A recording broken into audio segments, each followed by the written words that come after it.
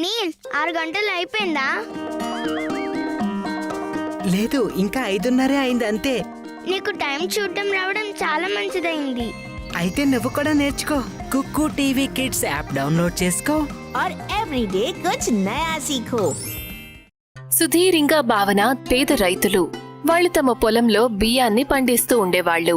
కాని ఆ ఊరి సేటు ఒట్టి స్వార్థపరుడు. అతను రైతుల దగ్గర ధాన్యం చాలా చవక ధరకి కొనేవాడు. ఇదిగో సుధీర్, నీ పొలంలో పండిన ధాన్యం చాలా సాధారణంగా అనిపిస్తున్నాయి. నువ్వు కూడా వేరే వాళ్లలాగా బాస్మతి లేదా వేరే రకం బియ్యం పండించు. మీకు బాగా తెలుసు కదా సేటు గారు, ఖరీదైన బియ్యం పండించడానికి ఖర్చు కూడా ఎక్కువే అవుతుంది. నాకొచ్చిన డబ్బుతో నేను కుటుంబాన్ని పోషిస్తున్నాను. అది మానేసి ఖరీదైన విత్తనాలు అవి కొనలేను కదా. సరే, నీ ఇష్టం. నీ ఈ బియ్యం కిలోకి కేవలం 10 రూపాయలే వస్తుంది. సరే సేటు గారు, ఎంతొస్తుందో మీరు అంతే ఇవ్వండి. సేటు మనుషులు ధాన్యం మొత్తాన్ని కొలుస్తారు. మొత్తం 30 క్వింటాలయ్య గారు. 30 క్వింటాలంటే 3000 కిలోలు. 10 రూపాయల లెక్కలో మొత్తం 30,000 అవుతోంది. ఇదిగో. ఆ 30,000 రూపాయలు సుధీర్కి ఒక సంవత్సరం సంపాదన. ఆ డబ్బులతోనే తను ఒక సంవత్సరం అంతా గడపాలి. సుధీర్ తన పంటలో నుంచి కొంత ధాన్యాన్ని తన ఇంట్లోనే పెట్టేవాడు. అందుకని తను సంవత్సరమంతా బియ్యం కొనాల్సిన అవసరం ఉండేది కాదు. ఇదిగో భావన, ఈ డబ్బుతో పప్పు బస్తాలను తీసుకొనిరా. అలాగే కొంచెం సరుకులు కూడా తీసుకో. ఈసారి మనం మన ఇంటికి మరమ్మతులు చేయించగలమాండి? తప్పకుండా చేయొచ్చు. 30,000 వచ్చాయి. సరే, అయితే ఇంటి పైకప్పుకి మరమ్మతులు చేయిద్దాం. సరే. సుధీర్ తన ఇంటికి మరమ్మత్తు పనులు చేయించటం మొదలు పెడతాడు. సుధీర్ బాబు, 8,000తో మీ ఇంటి పనులన్నీ పూర్తవుతాయని నాకు అస్సలు అనిపించట్లేదు. అయితే ఎంత ఖర్చవుతుంది? కనీసం 10,000 అవుతుంది. అప్పుడే మీ ఇంటిని వర్షాల నుండి మీరు కాపాడుకోగలరు. పైకప్పుకి మరమ్మతులు చేయించాలి. అంతేకాకుండా ఇంటిని కాస్త ఎత్తు చేయాలి. వీటన్నిటికీ కనీసం 10,000 అయితే ఖచ్చితంగా అవుతుంది. సరే, మీరు పని మొదలు పెట్టండి. సుధీర్ కాంట్రాక్టర్కి 10,000 రూపాయలు ఇస్తాడు. ఇక తన ఇంటి పనులు వెంటనే మొదలవుతాయి. కొద్ది రోజుల్లోనే సుధీర్ ఇంకా భావన ఇంటి పనులు పూర్తవుతాయి. ఇల్లు బాగైపోయింది. కానీ ఇప్పుడు కేవలం మన దగ్గర 1 సంవత్సరానికి గాను 20,000 మాత్రమే ఉన్నాయి. మీరు కంగారు పడకండి. నేను కొన్ని సరుకులు కాస్త చౌక రకం కొంటాను. ఎలాగోలా మనం ఖర్చులను నెట్టుకొద్దాంలేండి. అవునా, ఇప్పుడు కనీసం ఈ వర్షాకాలం నుండి మన ఇంట్లో నీళ్ల వల్ల ఎలాంటి ఇబ్బంది ఉండదుగా. సరే. భావన సరుకులు కొనడంలో మార్పు చేస్తుంది. తను పప్పుని కాస్త ఎక్కువగా కొంటుంది. అప్పటి నుండి వాళ్లు వారంలో 1 లేదా 2 రోజులే తాజా కూరగాయలు తింటారు. భావన, రేపు ఆదివారం కదా, అందుకని నువ్వు రేపు క్యాబేజీ కూరని చేయి, సరేనా? వద్దొద్దు, ఈ మధ్య క్యాబేజీ చాలా ఖరీదుగా ఉంది. అందుకని రేపు నేను క్యాలీఫ్లవర్ కూడా చేద్దాం అనుకుంటున్నాను. సరే, నీకు ఎలా అనిపిస్తే అలా చెయ్యి. డబ్బులు పొదుపు చేయడం కోసం భావన చవకగా ఉన్న కూరలే కొనేది. సుధీర్, సోనీ కూడా ఏం మాట్లాడకుండా అవే తినేవాళ్లు. వాళ్ల ఆర్థిక పరిస్థితి బాలేదని వాళ్లకి తెలుసు కదా. మొత్తానికి సుధీర్ మళ్లీ పొలం దున్నుతాడు. కొత్త విత్తనాలను నాటుతాడు. అక్కడ సోనీ కూడా స్కూల్కి వెళ్తూ ఉంటుంది. ఇక అలాగే చూస్తూ చూస్తూ 10 నెలలు గడిచిపోతాయి. కొత్త పంట కోతలకి ఇంకా 2 నెలలే మిగిలున్నాయి. ఒకరోజు సోనీ ఇంటికొస్తుంది. అమ్మా, 2 రోజుల తర్వాత మా స్కూల్లో పిక్నిక్ కి తీసుకెళ్తున్నారు. పక్క ఊరికి. అక్కడ జాతరుంది. నేను కూడా వెళ్ళొచ్చమ్మా? అమ్మా, నీకు తెలుసు కదా మనం డబ్బుల కోసం ఎంత కష్టపడుతున్నామో. ఇప్పుడు నీ పిక్నిక్ కోసం నేను డబ్బులు ఎక్కడి నుండి తేవాలి? అమ్మా, నాకు డబ్బులే వద్దులే. నేను వెళ్లి ఊరికే తిరిగొస్తాను. పాపం తనని వెళ్ళనివ్వచ్చుగా. ఎలాగో మనం తనని ఎక్కడికి తీసుకెళ్లడం లేదు కదా. సుధీర్ తన కూతురికి 50 రూపాయల నోటు ఇస్తాడు. చూడు తల్లి, దీంతో నువ్వు నీకోసం ఏమైనా కొనుక్కో. సరే నాన్నా. సోనీ సంతోషంగా అక్కడ్నుంచి వెళ్లిపోతుంది. అసలే మనకు డబ్బులు సరిపోవట్లేదని మీకు తెలుసు కదా. అయినా సోనీకి మీరు 50 రూపాయలు ఎందుకిచ్చారు? అసలు మనం ఏం తల్లిదండ్రులం? మన అమ్మాయికి ఏమీ కొనివ్వలేకపోతున్నాం. కనీసం తనని పిక్నిక్ అయినా పంపిద్దాం. అందుకే నేను తనకి 50 రూపాయలు ఇచ్చాను. అయినా మన సోనీ చాలా తెలివైంది. మీరు తనకు డబ్బులు ఇవ్వకపోయినా కూడా అప్పుడు కూడా తను ఏమీ అడగదు. నాకు తెలుసు, కాని తను కూడా చిన్నపిల్ల కదా. తనకు కూడా ఆశగా ఉంటుంది అది తినాలి ఇది తినాలి అని. అందుకే నేను తనకి డబ్బులిచ్చాను. ఒక్కసారైనా తనకి నచ్చినట్టు కొనుక్కుంటుంది కదా. సరే పోనీలేండి. 2 రోజుల తర్వాత సోనీ స్నేహితురాళ్లతో కలిసి పిక్నిక్ కి వెళ్తుంది. అక్కడ తన స్నేహితులందరూ ఎంతగానో ఎంజాయ్ చేస్తారు. వాళ్ళకి కావలసిన వస్తువులన్నిటినీ కొనుక్కుంటారు కూడా. ఇదిగో సోనీ పద, అక్కడ చూడు ఫేమస్ పానీపూరి. వద్దు, నాకు తినాలని లేదు, మీరు వెళ్ళండి. ఏం అమ్మాయివి నువ్వు, నీ పూరి కూడా వద్దంటున్నావు? సోనీకి కూడా పానీపూరి తినాలని చాలా ఆశగా ఉంటుంది. కాని తన దగ్గర తక్కువ డబ్బులున్నాయని తనకు తెలుసు. తను వాటిని ఖర్చు చెయ్యాలని అనుకోదు. ఈ డబ్బులతో నేను ఇంటి కోసం ఏమైనా కొంటాను, అమ్మా నాన్నలతో కలిసి తినొచ్చు. అప్పుడే సోనీ దృష్టి ఒక క్యాబేజీ బండి మీద పడుతుంది. నాన్న క్యాబేజ్ అంటే చాలా ఇష్టం కదా. ఎన్నో రోజుల నుండి మా ఇంట్లో క్యాబేజీ కూడా వండనే లేదు. ఇవాళ నేను నాన్న కోసం క్యాబేజీ కొనుక్కుని వెళ్తాను. బాబాయ్, ఈ క్యాబేజీ ఎంతకిస్తారు? ఒకటి 50 రూపాయలు. కానీ నా దగ్గర 50 రూపాయలే ఉంది. మా నాన్నకి క్యాబేజీ అంటే చాలా ఇష్టం. సరేలేమ్మా, నువ్వు క్యాబేజీ 50 రూపాయలకే తీసుకో. సోనీ సంతోషంగా 50 రూపాయలు అతనికిచ్చి క్యాబేజ్ని కొనుక్కుంటుంది. సోనీ స్నేహితురాళ్లందరూ గాజులు, బొమ్మల్ని కొనుక్కుంటూ ఉంటారు. కానీ సోనీ మాత్రం క్యాబేజ్ కొంటుంది. ఆ క్యాబేజ్ని తీసుకుని సోనీ ఇంటికి వెళ్తుంది. ఇదిగో అమ్మా. అరే ఇదేంటి, నాన్న 50 రూపాయలు ఇచ్చారు కదా, దాంతో నేను క్యాబేజీ కొన్నాను. అందరం కలిసి తినొచ్చు. భావన, సుధీర్లు సోనీని చూసి ఎంతో సంతోషిస్తారు. భావన వంటగదిలో ఉంటుంది. ఈ క్యాబేజీతో కూర చేయాలా లేదంటే పకోడీలు చేయాలా? ఆయనకు ఆ రెండు ఎంతో ఇష్టం. మా దగ్గర 2 క్యాబేజీలుంటే ఇంకా బాగుండేది. భావన అలా అన్న వెంటనే తన ముందు 2 క్యాబేజీలు ప్రత్యక్షమవుతాయి. తను ఆశ్చర్యపోతుంది. ఇదేం మాయా? ఏవండి, సోనీ! ఇద్దరూ అక్కడికి చేరుకుంటారు. 2 క్యాబేజీలను చూసి ఆశ్చర్యపోతారు. అమ్మా, మళ్ళీ ఒకసారి ట్రై చేయి. నా దగ్గర 10 క్యాబేజీలుంటే బాగుండేది. వెంటనే వాళ్ల ముందుకి 10 క్యాబేజీలు ప్రత్యక్షమవుతాయి. ఇదేదో మాయా క్యాబేజీలాగా ఉంది. దీన్ని ఎన్ని క్యాబేజీలు అడిగితే అన్ని ప్రత్యక్షమవుతున్నాయి. ఇక త్వరలోనే మన పేదరికం దూరం అయిపోతుంది. నా ఇల్లంతా క్యాబేజీలతో నిండిపోతే బాగుంటుంది. ఒక్క క్షణంలో ఇల్లంతా క్యాబేజీలతో నిండిపోతుంది. సుధీర్ ఇంకా భావన ఆ క్యాబేజీలను అమ్మి డబ్బు సంపాదిస్తారు. వాళ్ల పేదరికం దూరం అవుతుంది. సోనీ మాయా క్యాబేజ్ వాళ్ల తలరాతను మార్చేసింది. మాయా క్యాబేజ్ కారణంగా ఇంకెప్పుడూ కూడా సుధీర్ కుటుంబం డబ్బుల కోసం కష్టపడాల్సిన అవసరం రాలేదు. ముఖేష్ ఒక పేద కూలివాడు. అతను చిన్న చిన్న పనులు చేస్తూ జీవితాన్ని గడుపుతూ ఉండేవాడు. అతని కుటుంబంలో అతని భార్య భూలి, నిమ్మి, బంటి అనే 2 పిల్లలు ఉండేవాళ్లు. నాన్న నా కోసం ఏం తీసుకొచ్చావు? ఆ అమ్మ చూడు, నాన్న వచ్చేసారు. బంటి ఇంకా నిమ్మి ఎప్పుడూ తలుపు దగ్గరే నిలబడి ఉండేవాళ్లు. ఎందుకంటే వాళ్ల నాన్న వాళ్ల కోసం ఏదో ఒకటి తీసుకొస్తారని వాళ్లకి తెలుసు. ఇది నీకోసం, ఇక ఇది నీకోసం. మరి నా కోసం? నీకోసం సరుకుల్ని తీసుకొచ్చాను. ఒక సేటు అడవిలో మూలికలు వెతికే పని ఇచ్చారు నాకు. నేను గనక ఆయనకి ఒకవేళ మంచి మూలికలు ఇచ్చాను అంటే ఆయన నాకు 500 రూపాయలు ఇస్తారట. 500? అందుకనే కదా ఉదయం నుండి నేను అడవిలో మూలికలు వెతకడానికి వెళ్ళాను. నాకు 500 రూపాయలు దక్కాయి. దాంతో ఈరోజు సరుకులు ఇంకా చాక్లెట్లు కూడా తీసుకొచ్చాను. చాలా మంచిది. మీరు అలసిపోయి ఉంటారు. నేను టీ పెడతాను, మీరు కాళ్ళు చేతులు కడుక్కుని రండి.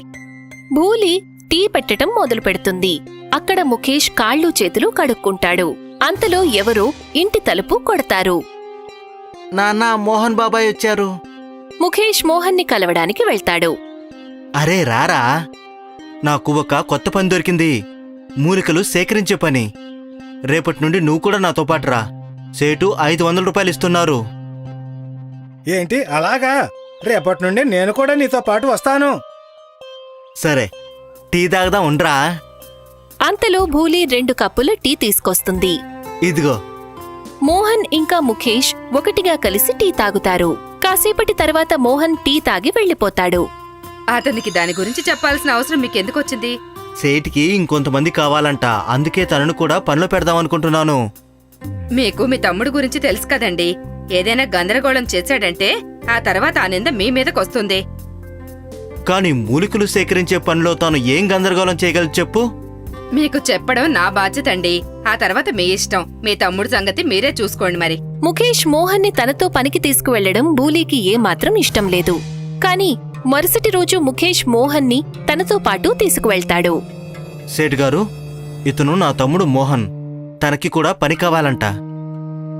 సరే, నువ్వు తనని కూడా నీతో పాటు తీసుకెళ్ళు.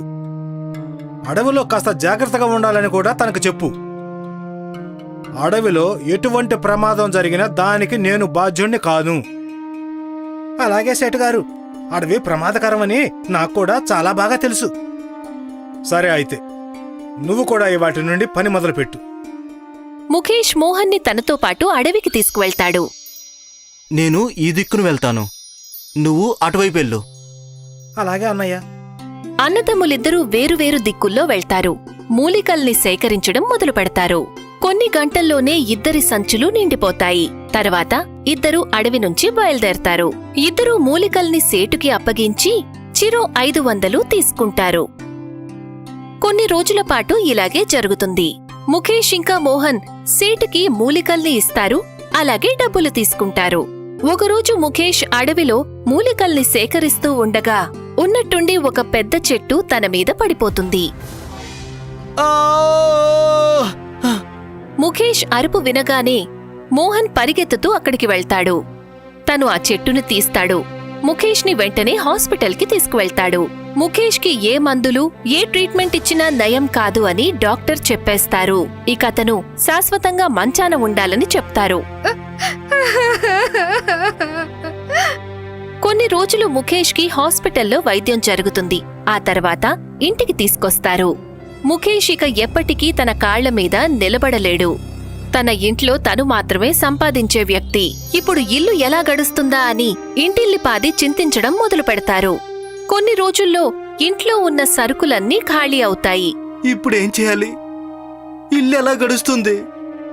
మీరెక్కువగా ఆలోచించకండి, ఏదో ఒక దారి దొరుకుతుందిలేండి. భూలి ఒక డబ్బాలో నుంచి కొంత డబ్బు తీస్తుంది.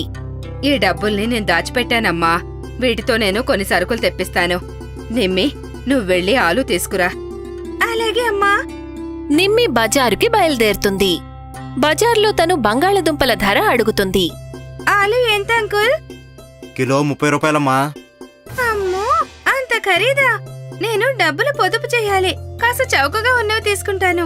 నిమ్మి మరో దుకాణానికి వెళ్తుంది. 30 రూపాయలమ్మా. అన్ని చోట్ల ఇదే ధర. కావాలంటే తీసుకో, లేకపోతే వెళ్ళిపో.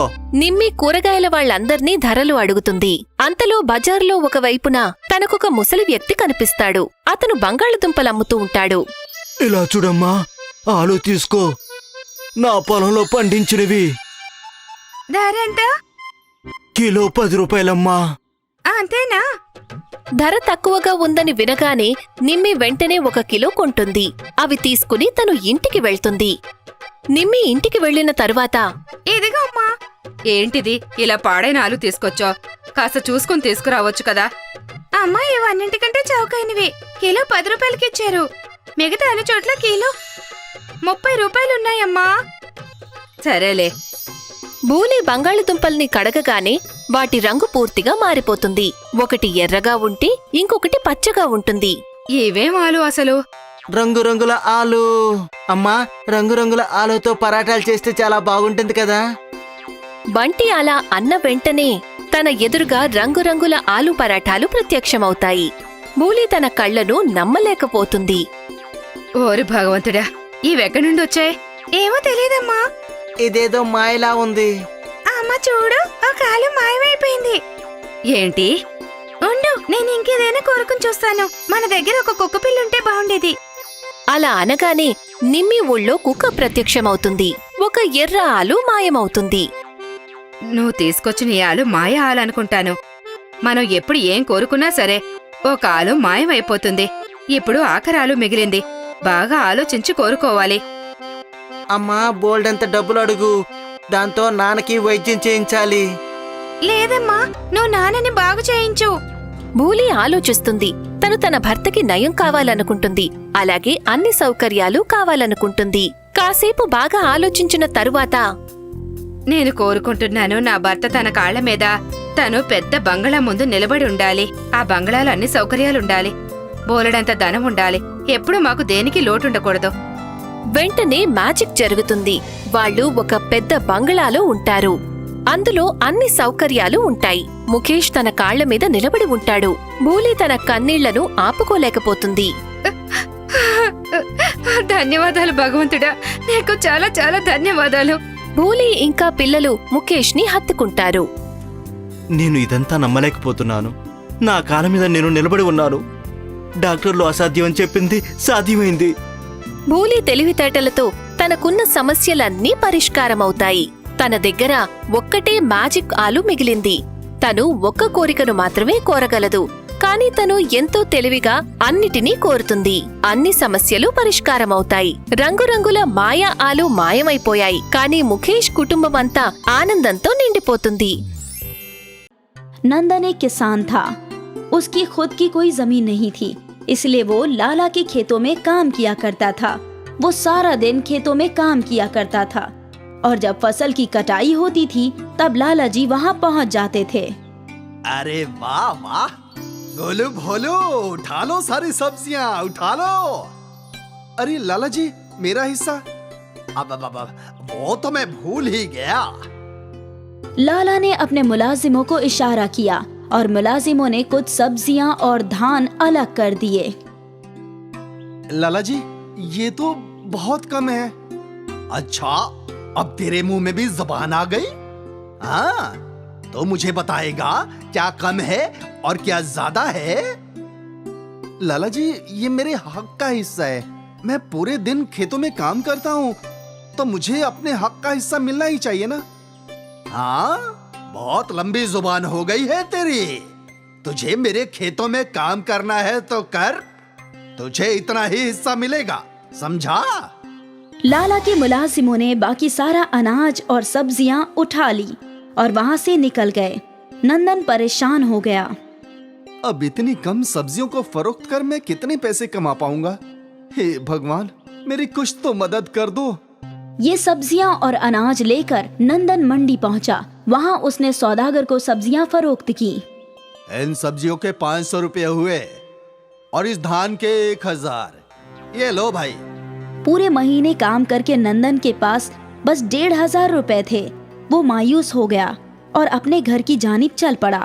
रास्ते में उसे एक ज़ईफा खातून मिली। बेटा, मेरी थोड़ी सी मदद कर दो। 2 दिनों से कुछ नहीं खाया है। अगर तुम्हारे पास कुछ खाने को है तो मुझे दे दो। अम्मा, मेरे पास तो कुछ नहीं है खाने को। तो मुझे थोड़े पैसे ही दे दो बेटा, मैं कुछ खा लूंगी। नंदन ने अपनी जेब टटोली। उसमें बस 1500 रुपए थे।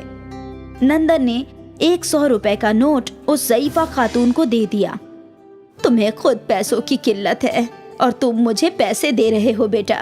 भगवान तुम्हें हमेशा बरकत दे, खुश रहो। नंदन वहां से निकलने ही वाला था कि उस ज़ईफा खातून ने उसे रोका।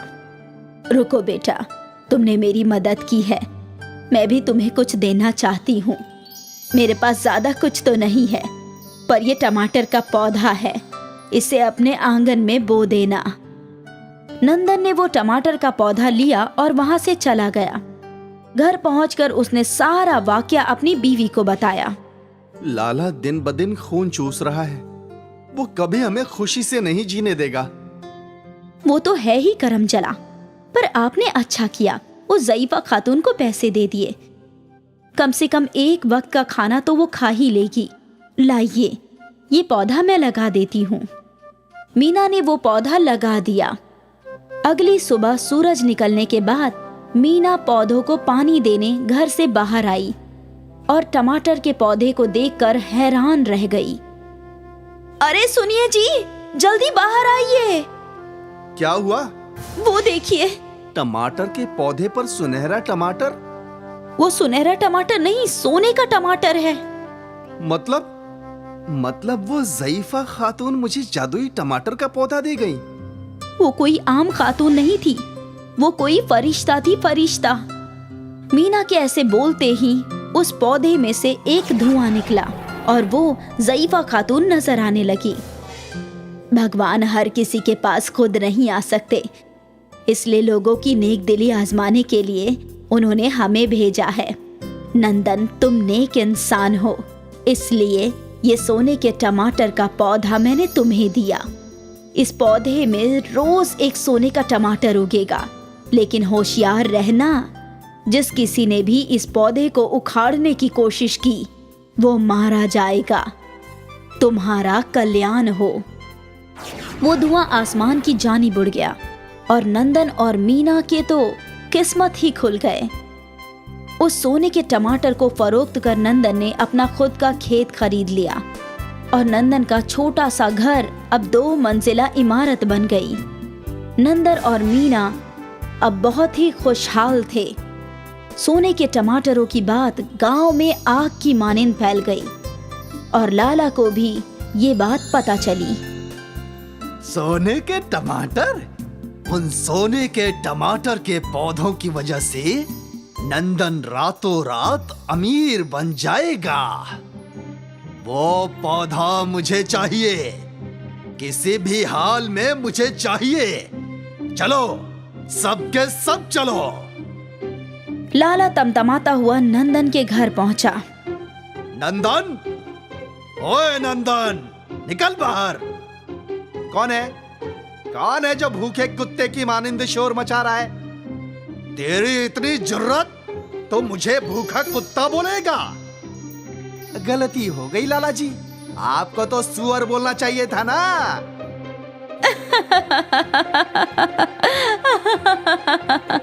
हंसती है, मुझ पे हंसती है। 2 पैसे क्या आ गए? तुम दोनों मेरा मजाक उड़ाओगे? गोलू भोलू, नंदन की बीवी को पकड़ लो। गोलू भोलू ने फौरन मीना के हाथ बांध दिए। अरे अरे, ये क्या कर रहे हो? चल मेरे साथ। छोड़ दो मुझे। मेरी बीवी को छोड़ दो, छोड़ दो लाला जी। अब आया ना ऊंट पहाड़ के नीचे।